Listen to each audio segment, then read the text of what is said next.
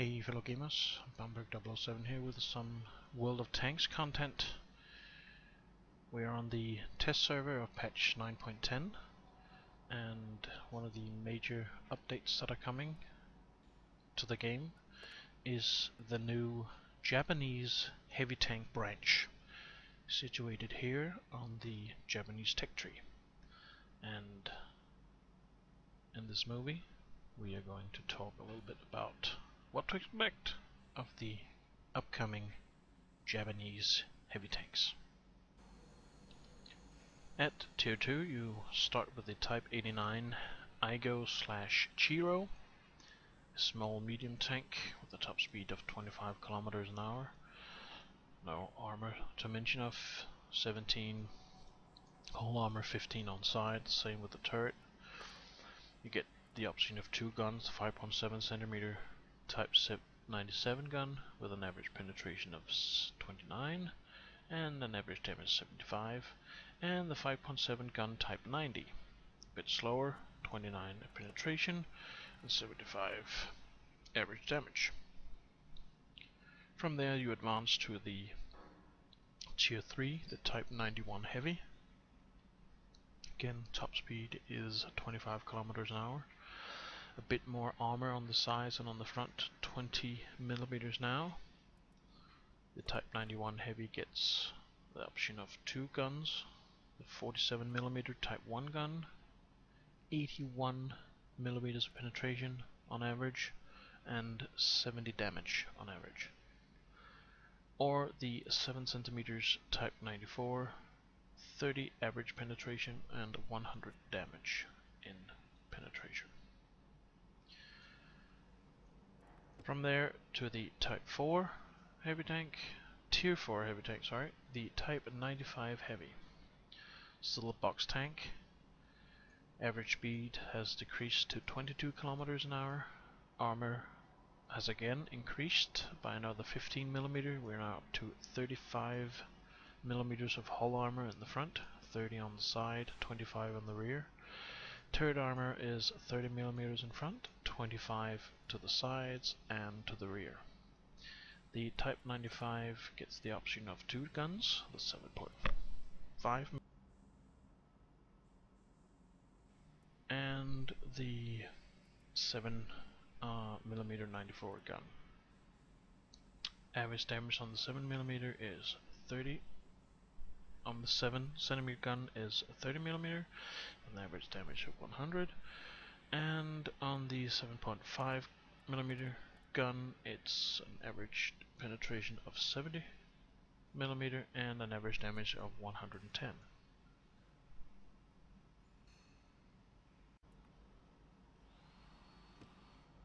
From there we advance to the tier 5 heavy tank, the OI Experimental, which is quite a box tank with turrets all around.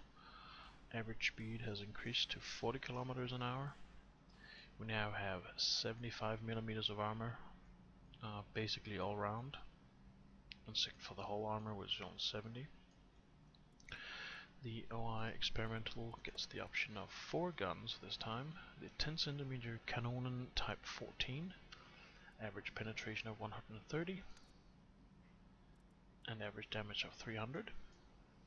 You get the 12 centimeter short barrel gun, quite a dope gun, with an average penetration of 64 and average damage of 360. The 7.5 sorry, gun Type 5, average penetration 124, average damage of 125, and last you get the 7.5 centimeter tank gun Type 3, 90 minutes penetration and 115 average damage. From there we go to tier 6, the OI. You can see the design is the same as the tier 5, only slightly bigger. Average damage has decreased to 29.4 kilometers per hour.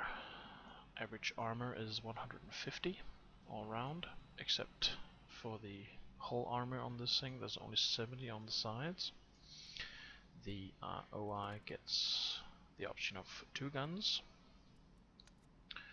The 10 centimeter Type 92 gun, average penetration 175 and average damage of 300. And the 15 centimeter howitzer gun, average penetration of 121 and average damage 700. So I expect most people will be trying out this gun. On tier 7 we have the ONI. Top speed has decreased to 25 kilometers an hour. Armor has increased again. 200 front turret armor, 150 on sides and rear. Frontal armor is 175.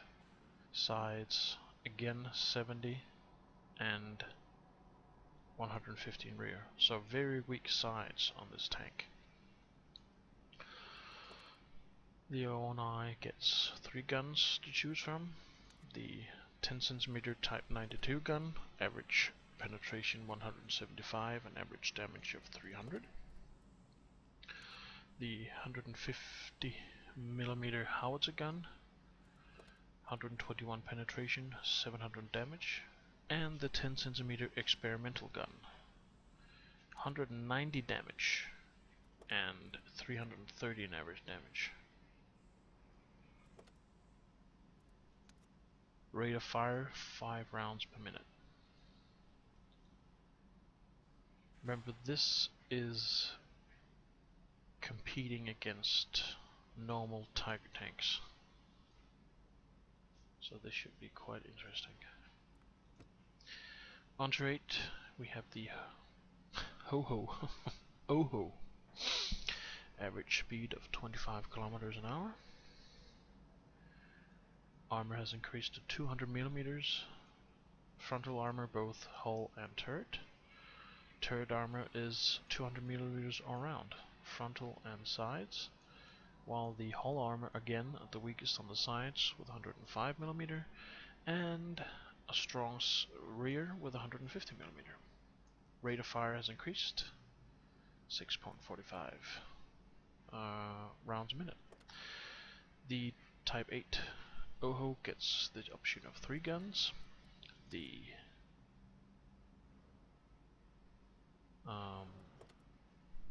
10 centimeter Kanonen Type 92, 175 average penetration, 330 damage.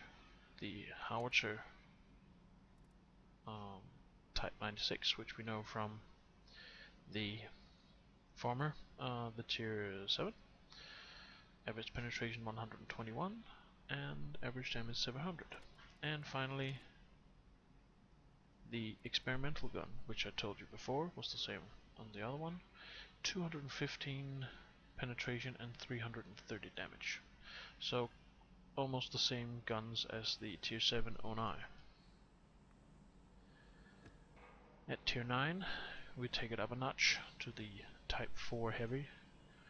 A whopping 250 millimeters of damage, armor, frontal armor, both hull and turret. Turret armor is again 200 millimeters on the sides, on the rear, strong turret armor. Side armor again the weakest, but it's at least 140 millimeter. The rear is a 150 millimeter. Average speed has increased to 20 kilometers an hour. The Type 9 gets the option of 2 guns. The 12.7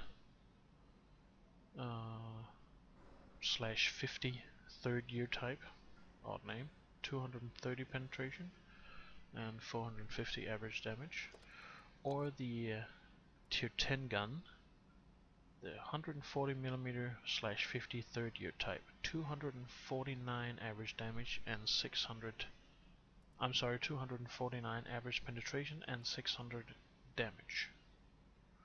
Rate of fire is 2.88 standard without any upgradation on it. Finally we come to the Tier 10, the Type 5 heavy tank. 260 frontal armor in the hull, 260 frontal turret armor, 210 side armor on the turret, and 200 on the rear of the turret. Hull armor is again weak, 140 on the sides and 150 in the rear. Tier 10 only has one type of gun, the same as the Tier 9, the 14cm/50 third gear type, with, as I said before, the average penetration of 249 and the average damage of 600.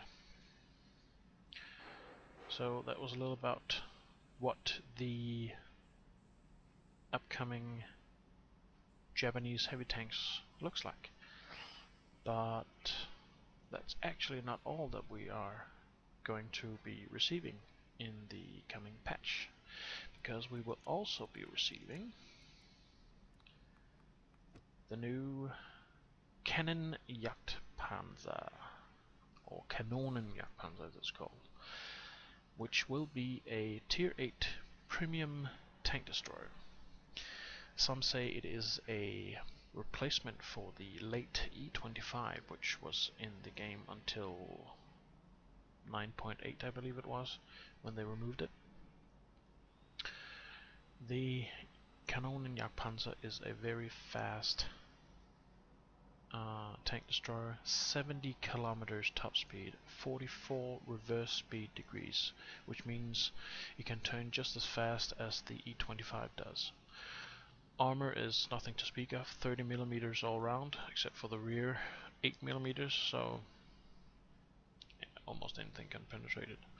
Its plus is it has a very low silhouette, so it might be difficult to hit.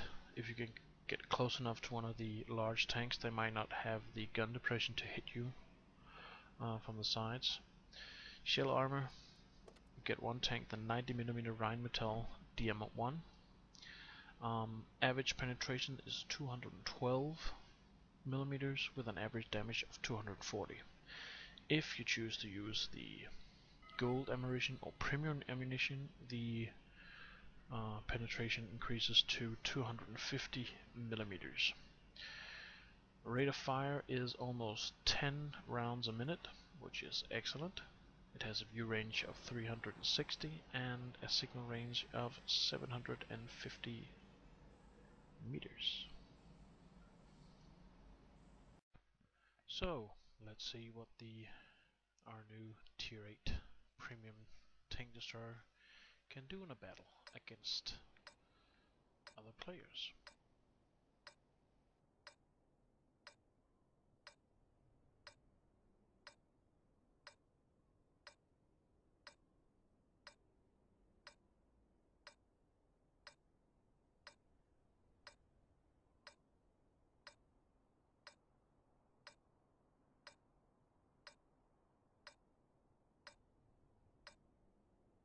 Let's get this show on the road.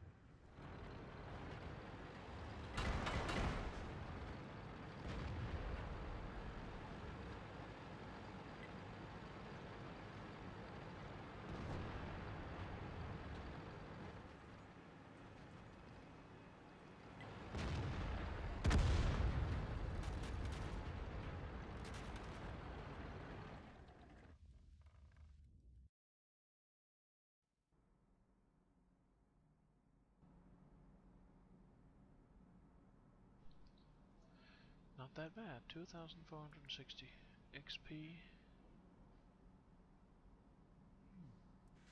Well, actually quite good. I quite actually enjoy this little tank, and I hope to see it further in the future.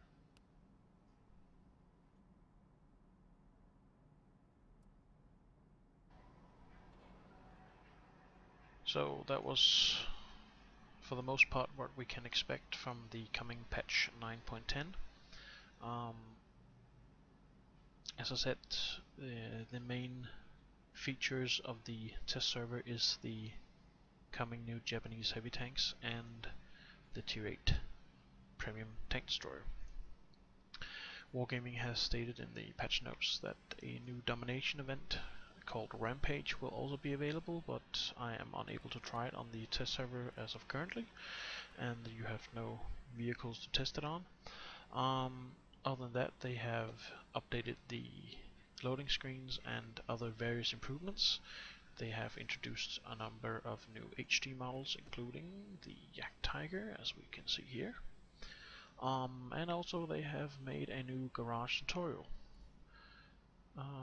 But as I said, the main selling point of the test server is the new Japanese heavy tanks.